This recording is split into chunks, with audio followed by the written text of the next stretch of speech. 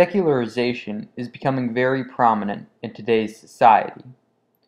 Many people don't even know the effect that this is having on our society.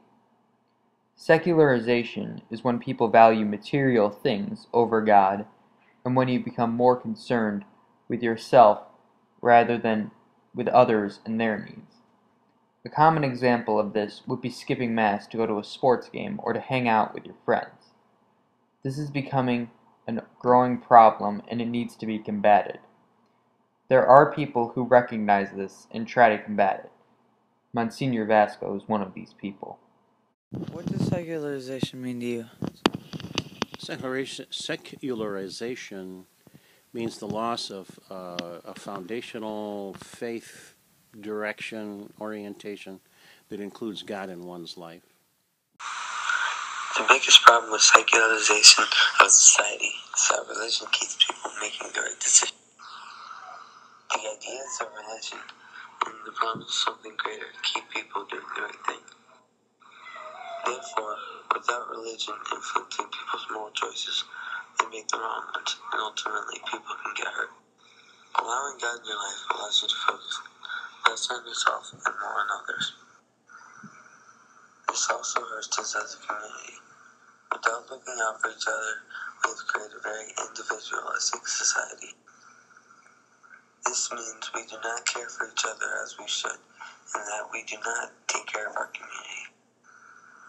That is why there are so many social classes and divisions of people in our society today. We would be strengthened as a community if we all gave up the individualistic and material ideas that we have placed before God. So as secularization continues, so does selfishness. This form of selfishness can be associated more commonly with people from certain regions. In places where people cannot afford technology, this selfishness isn't as prominent. An example of these places would be a rural setting. These people are not close together, and they're not as materialistic as groups of people who live closely together.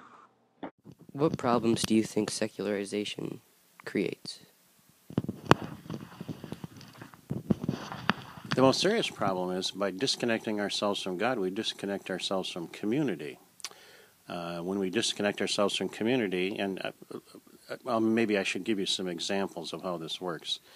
Secularization tends to put me first. If we allow God in our lives, we always see something bigger. Then suddenly the king of the world becomes me, and it's what I want rather than what might be good for me or good for anyone else that begins to direct the way I live, the behaviors that I follow, and essentially the end result of secularization is anything goes.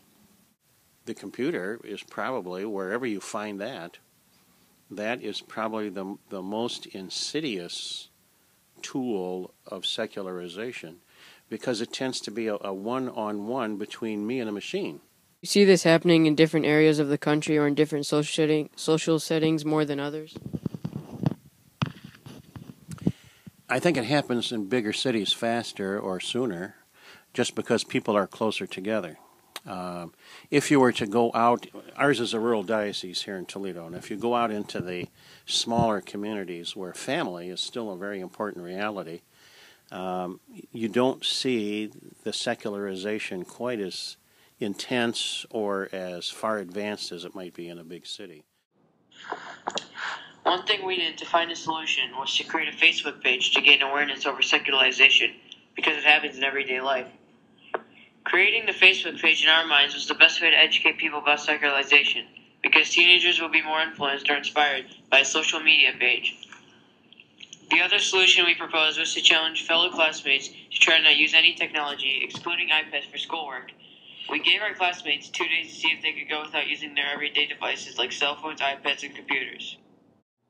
This solution didn't have a good short-term impact, but will affect more people in the long run.